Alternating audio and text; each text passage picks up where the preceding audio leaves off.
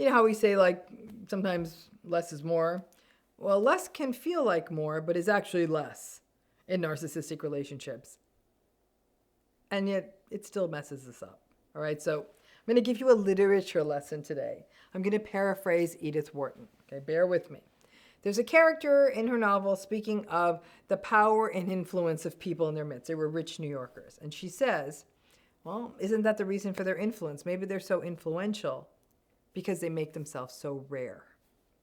So if you've ever been in a narcissistic relationship, you recognize that love bombing and trauma bonding, maybe we could put it all together and call it trauma bombing, because that's a little of what it is, right? But if you have, you know that love bombing is not as simple as gifts and attention and obsession. Love bombing works because it's also about scarcity. Think of all the stories and tropes and, frankly, dating advice from people who are counseling other people who are staring at their phones and wondering when the new person who they really are into will text them back. Like, okay, I'm going to wait an hour. I'm going to do something for an hour. And then they don't text you back, right? You're convinced you had a great date or two. It's been going for a few weeks. And in the early weeks, they would respond right away and tell you good morning and good night and tell you that they've never felt this way and tell you what they're doing, blah, blah, blah. Like, you felt in touch and connected with them. And then a few weeks in, the responses aren't so quick, or they don't come at all. And for the first time, you start wondering, what did I do wrong? They were getting back to me before. And their excuses at times are plausible. Oh, I've been so busy at work. I was caught up in a deadline. I had a cold. I was dealing with a family issue. But folks, sending a text takes 10 seconds. And when you talk to dating and matchmaking experts, I'm thinking folks like Matthew Hussey or Ask a Matchmaker's Maria, they will say, set standards and stick to them, or even give you even more brass tacks rules. Like, if somebody hasn't texted you back in 48 hours, they're not interested in you. But people don't like that advice. And that scarcity that gets created in these relationships becomes the beginning of the trauma-bonded experience for many people. Because maybe they go 49 hours or all the way to 60 hours. You're doing all the things, you're journaling about your standards, you've already figured out how you're going to say your goodbye, you're scrolling through relationship advice on social media, and then bing, you pick up your phone and it's from them. Babe, God, I missed you. A few days not talking to you felt like an eternity. Oh, I hate this job. I just want to run off to a tropical island with you and live on coconuts and love forever. You game for that? And all that relationship advice about standards and 48 hours melts and you forgive it all. And you also forget that it just took 10 seconds to send a text and it took them 60 hours. And you start thinking of yourself as a neurotic, needy head case who needs to get it together because they're clearly into you and you love every minute with them. This scarcity dance can go on for a while. They'll keep saying, I'm so busy. They may be slow on responding, but when they do, it's like mainlining drugs. It's like the angels are singing, and that alternation between the intensity of the dates, the poetic quality of the texts, you're the only bright spot in my life BS, and then disappearing, that's trauma bonding 101. Scarcity leads us to crave things. Someone tells you you can't eat sugar, you crave it.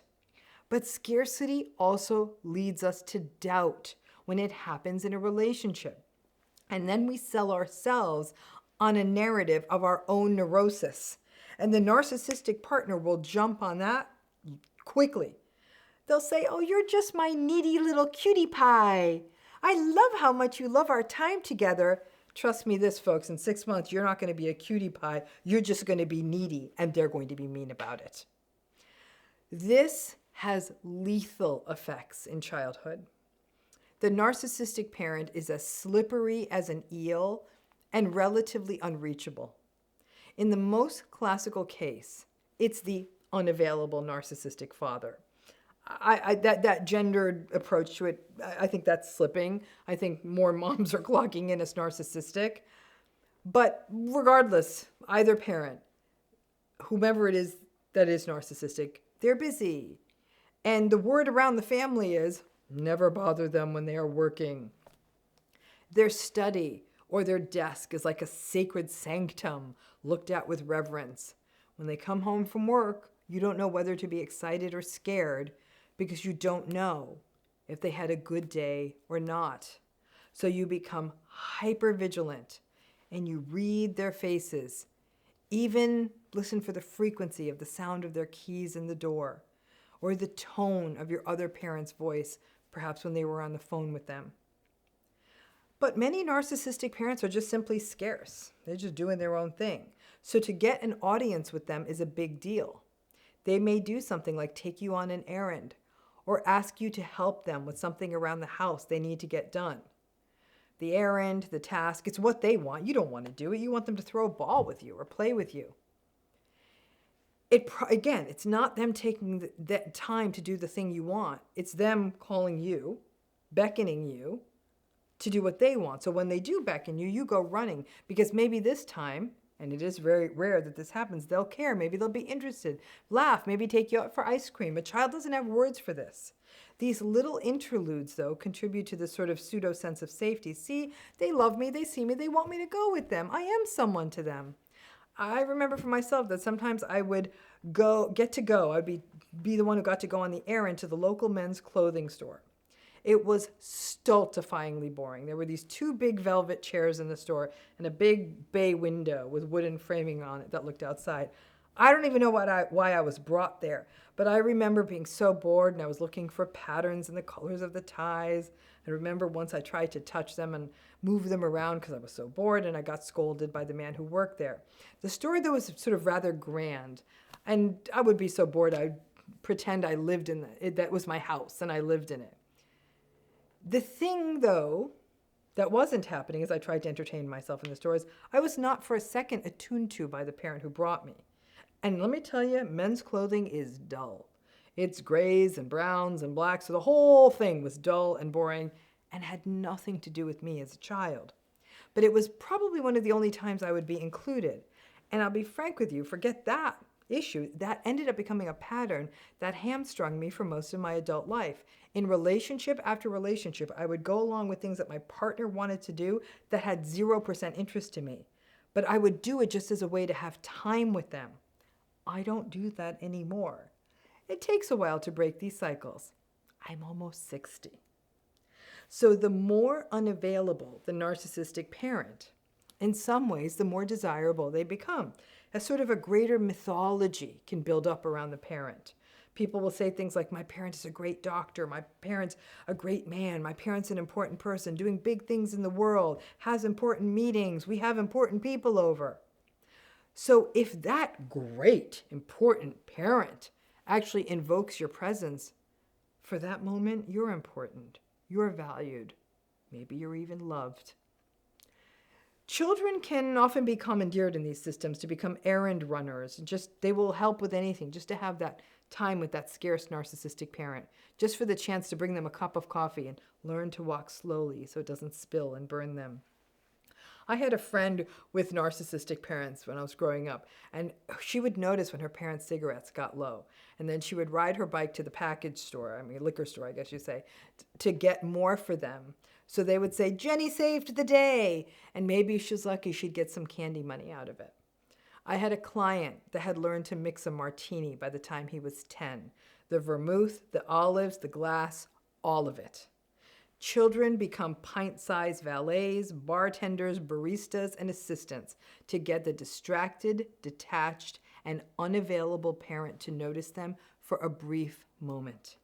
And many folks I have worked with in therapy have said that draw of that unavailable parent, narcissistic parent, was more compelling and made the justifications and rationalizations even harder to break.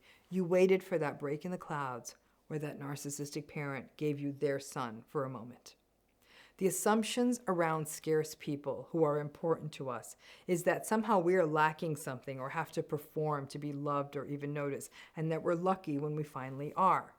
We look around and say, well, there's other people around them that are noticed. Maybe they're work helpers or the guy helping with the drywall or the pretty lady at the hardware store they sometimes take you to, but not you.